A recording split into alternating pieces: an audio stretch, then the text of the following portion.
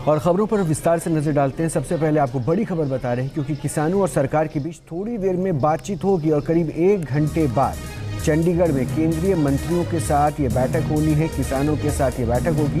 बैठक में 3 केंद्रीय मंत्री शामिल होंगे। इससे पहले भी जो बातचीत हुई थी उसमें कोई रास्ता नहीं निकला था, लेकिन इस बैठक से बहुत सारी उम्मीदें केंद्र को भी है और किसान नेताओं के साथ इस मांग को लेकर जो अर्जुन मुंडा की तरफ से प्रतिक्रिया आया केंद्रीय कृषि मंत्री की तरफ से, उन्होंने किसानों से कहा है कि हम हल की तलाश कर रहे हैं। किसानों से अब मंत्रियों की मुलाकात के बाद शायद वो सुलह का रास्ता, वो जो रास्ता जिसकी मांग किसान कर रहे हैं, प्रदर्शन कर रहे हैं, उन पर हो सकता है कि तमाम पहलुओं पर चर्चा संभव हो और उसके बाद कोई सकारात्मक हल निकले। आज 3 केंद्रीय मंत्रियों की मुलाकात बस थोड़ी देर में होने वाली है। चंडीगढ़ से हमारे साथ हमारे संवाददाता विशाल ठाकुर जुड़ रहे हैं और अपडेट उनसे। विशाल, क्या जानकारी फिलहाल?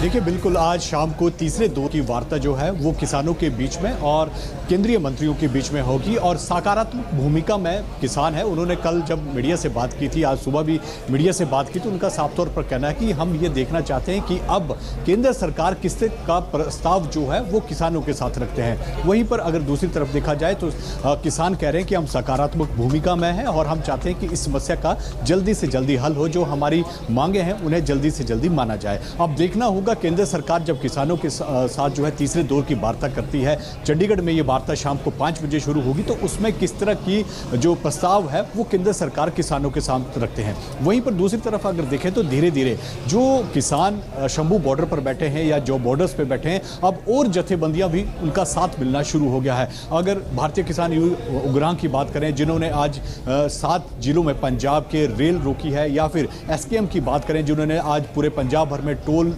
नाके जो हैं वो फ्री करवाए हैं, तो धीरे धीरे जो है अब उनको और जथेबंदियों का साथ मिलता हुआ यहाँ पर नजर आ रहा है। लेकिन सबसे बड़ी बात यह है कि आज तीसरे दौर की वार्ता होने जा रही है और इसमें ये सबसे अहम है कि आखिर जो मांगे किसानों ने केंद्र सरकार के साथ रखी थी, उन मांगों पर कितना सहमत जो है वो केंद्र सरकार होती है। बिल्कुल, देखिए एक बात तो बिल्कुल तय है विशाल कि जो मांगे हैं उस पर तुरंत एक बार में फौरी तौर पर अमल नहीं हो सकता है और दूसरी तरफ सरकार भी ये जानती है कि अगर उन मांगों को स्वामीनाथन कमेटी की मांग हो या एमएसपी के दायरे में अनाजों को लाने की मांग हो या फिर दूसरी जो अन्य मांगे हैं उस पर करते हैं तो एक्स्ट्रा लायबिलिटी यानी अतिरिक्त बोझ सरकार के ऊपर बढ़ेगा, सरकार के खजाने के ऊपर बढ़ेगा और अन्नदाता के साथ साथ उसका दबाव कर्जदाताओं पे भी होगा, माफ़ कीजिए उस पर करदाताओं पे भी होगा जो टैक्स पे ही हैं।